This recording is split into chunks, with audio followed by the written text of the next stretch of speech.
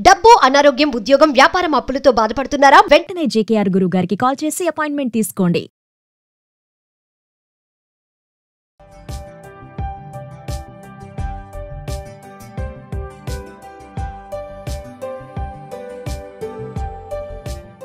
Welcome to Suman TV.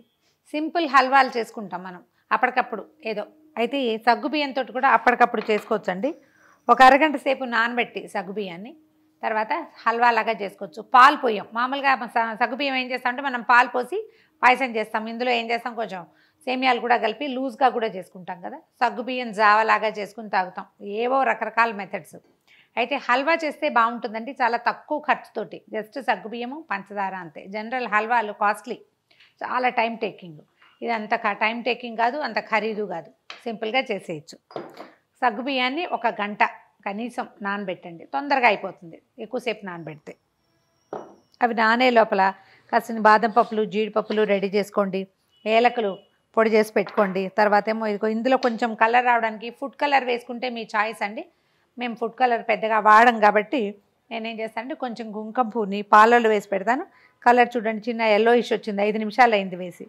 బాగా నానేస్తే colour బాగా వస్తుంది, లైట్ ఎల్లో షేడ్ వస్తుంది. తర్వాత ఏమో వాసన చాలా బాగుంటుంది.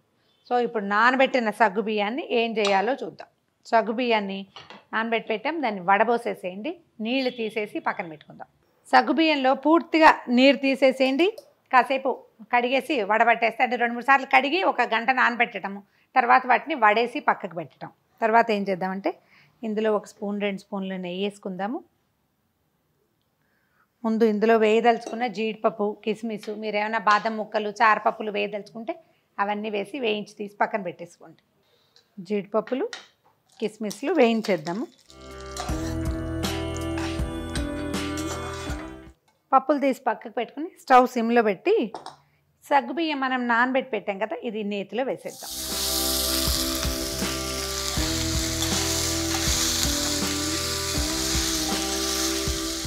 అన్నీ మనకి వేగినట్టు కనపడుతున్నాయి చూడండి. ఇలా వేయిస్తే హల్వా ఎక్కువ టేస్టీగా ఉంటుందండి. ఉడికిస్తే ఉడికిన రుచే ఉంటుంది కదా, వేగితే కొత్త రుచిగా ఉంటుంది, డిఫరెంట్గా ఉంటుంది. ట్రై చేసి చూడండి. బాగా నేతిలో వేగిపోయిన తర్వాత ఇవేంటి మనకి కరకరలాడేలాగా వేగవండి. దీని టెక్స్చర్లో ఒక రకమైన మార్పు వస్తుంది. జిగురు ట్రాన్స్లూసెంట్గా అవడానికి ట్రై చేస్తుంది అనమాట అది. దీంట్లో ఏం చేద్దామంటే ఇవి ఉడకటానికి సరిపడా ఇంచుమించు మనం ఏ కప్పుతోటి సగ్గుబియ్యం తీసుకున్నామో దాంతో 2 కప్పుల నీళ్ళు పోసేద్దాం. మనకు ప్రధానమైనది ఏంటంటే సగ్గుబియ్యం ఉడకటం. కొంచెం సిమ్లోనే ఉంచి మధ్య మధ్యలో కాస్త గరిటెతోటి కదుపుతూ వీటిని పూర్తిగా వేగనిద్దాము. అది ఏంటో పదం మర్చిపోయాను.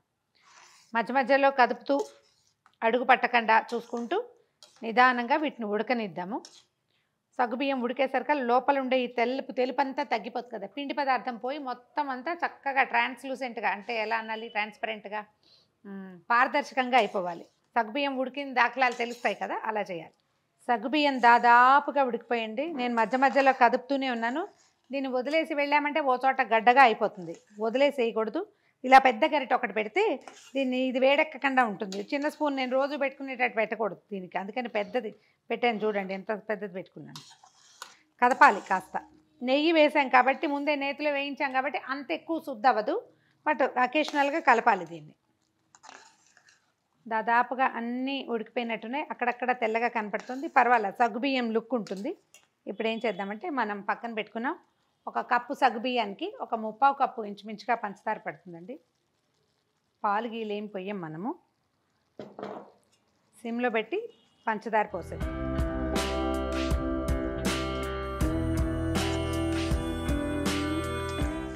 మీకు కొబ్బరి సూట్ అవుతుంది అనుకుంటే సన్నగా కొబ్బరి కోరేసి వేయించి కూడా వేసుకోవచ్చు, హల్వాలో బాగుంటుంది.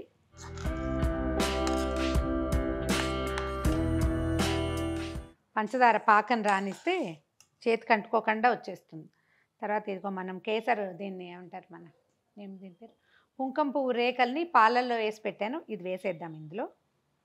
చిన్న సువాసన, ఒక చక్కటి రంగు కూడా వస్తుంది, ఇలా తెల్లగా లేకుండా. మీకు తెలిపే చాయిస్ అయితే ఉంచుకోవచ్చండి. ఏదైనా కలర్ చాయిస్ ఉంటే అది కూడా వేసుకోవచ్చు, ఫుడ్ కలర్ ఏదైనా. నాకు ఇలా బాగుంటుంది. మధ్య మధ్యలో రేఖలు కనపడుతుంటే మరీ అందంగా ఉంటుంది. ఇది సగ్గుబియ్యం ఉడకడానికి ఒక 15-20 నిమిషాలు, పాకం రావడానికి ఒక 7-8 నిమిషాలు పడుతుంది.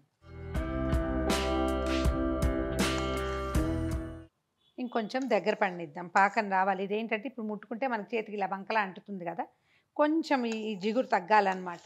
పంచదార పాకం ఇట్లా వస్తుంది కదా, అలా రానివ్వాలి.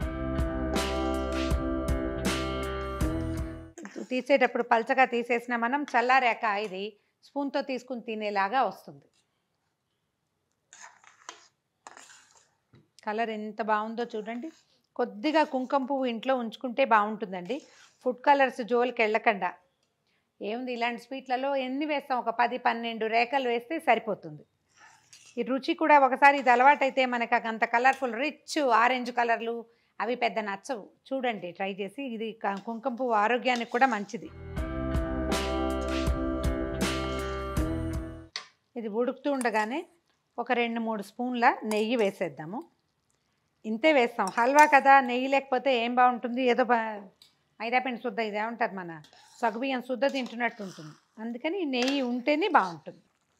చూడండి మనం పాత్రలోంచి కదుపుతుంటే అడుగున గ్యాప్ వస్తుంది, అంటే పాత్రకు అంటుకోకుండా ఉంది. కుతకుతలాడుతున్నప్పుడు తీసేసేయచ్చండి దీన్ని. ఎందుకంటే ఇది చల్లారాక మరి టంగుగా అయిపోతుంది. 2-3 రోజులు చక్కగా బాగుంటుంది తినడానికి. అంత టంగ్ అవ్వకూడదంటే మనం ఇలా కొంచెం పలచగా ఉన్నప్పుడే ఆపేసి చల్లారాక సర్వ్ చేస్తాం. ఇవి వేడివేడిగా పెడితే నాలుగు తాటు ఊడిపోతుంది.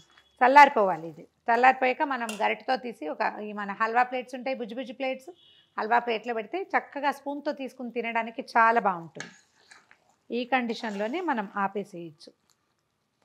ఇగో నెయ్యి విడవడానికి బుడగలు వస్తున్నాయి చూడండి. మనం వేసిన నెయ్యి అంతా వచ్చేస్తానంటుంది. ఇలాంటప్పుడు ఏం చేద్దామంటే కొంచెం 1 స్పూన్ నెయ్యి వేద్దాము. ఊరికే శాస్త్రానికి వేస్తున్నానండి, గిన్నెలో వదిలేసానని. ఎక్కువ వేయక్కర్లేదు. నెయ్యి వేసి తర్వాత మనం ఏలక పొడి వేసేద్దాము. మనం ముక్కలు చేసి పెట్టుకున్నాము, వేయించి పెట్టాం కదా కిస్మిస్లు, జీడిపప్పులు, అవన్నీ ఇందులో వేసేద్దాం.